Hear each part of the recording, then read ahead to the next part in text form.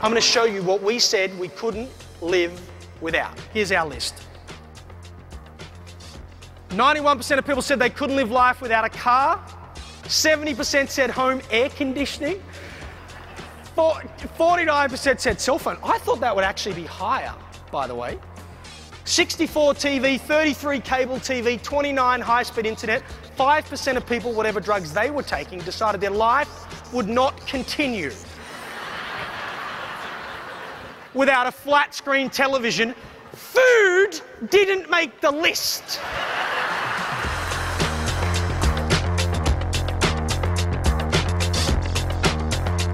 No one will know the difference between a real Gucci bag and a fake Gucci bag. And she said, yes, they can. And I said, how? She said, stitching. I said, $1,450 worth of stitching. She said, yes. I said, no one will know. She said, it doesn't matter if anyone knows. That's neuromarketing right there. In other words, my wife bought the Gucci bag, paid 30 times the price of a functional equivalent, not because of the benefits, aka stitching, but because of the story she tells herself about why she needs a Gucci bag. You have at one level of a purchasing decision, the stitching. That is, we have 24-hour free business center. We have 450 hotels, including one in Russia. You know, we got all this sort of stuff. But at the end of the day, the real reason people buy is the story we tell ourselves. 30 years ago, they said in business you only had to be one of these three things. You either had to be really, really fast, or really, really good, or really, really cheap.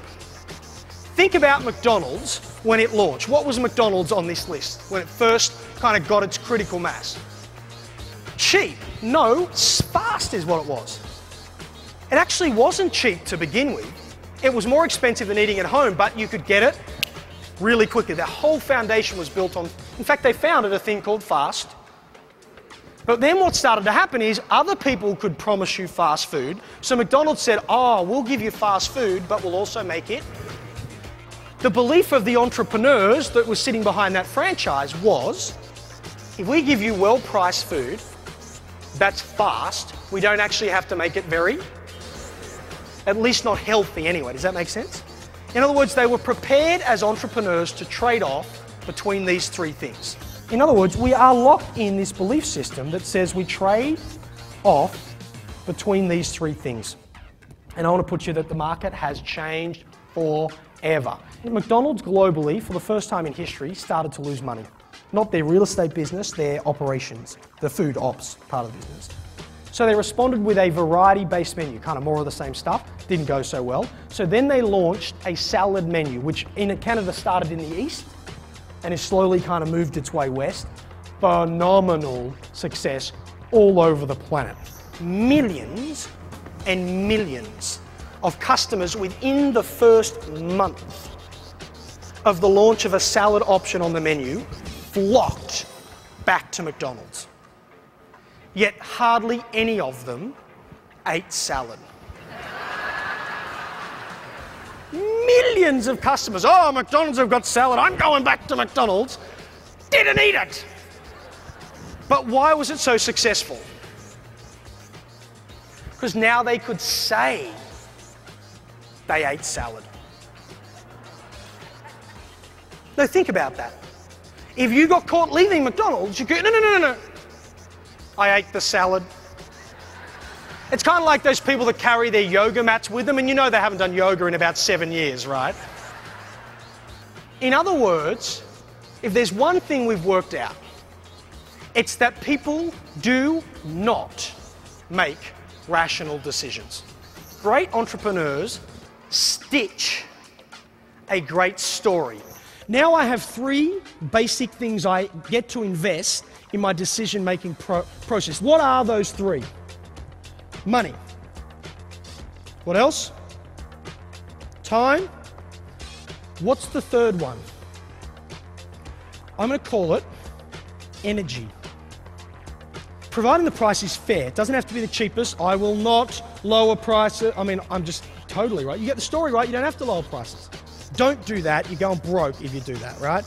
You know, as long as you're fast, you've probably been told that at 4 million conferences. I think the real learning here is, how much energy do you require your customer to invest in the process? How easy do you make it for them to make a decision? So that's positive energy. That's negative energy. The business traveler, when deciding where to stay, is already pretty grumpy. Would that be a fair statement? They're not going for anything fun. So where do they start? Where does their experience start on the energy scale?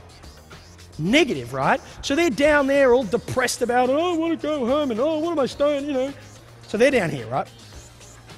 Then they have to book it themselves, and they've now not got corporate credit cards, so they're going to put it on their own credit card and wait 1 month while their company trades that money on the short-term money market, and they have to pay interest on the bill. Whinge. And then they finally meet the staff at the front, and all of a sudden it's now a positive energy experience. Now, if it's a negative one, they're never coming back, so let's assume that doesn't happen. A leisure traveler is a whole different process, right? A leisure traveler, in fact, is more excited about what it's going to be like until they have to start booking it. And there's 4 million reviews, and oh, you're $2 different to the one down the road. Oh, I wonder whether $2 really means anything. And so they get depressed after they decide to make the travel. And then they have the big day and they're rocking, right? Here is your job. Sharp is in the mind. Easy is in the effort, which you could also say is in, let's say, the body. And this is like the heart.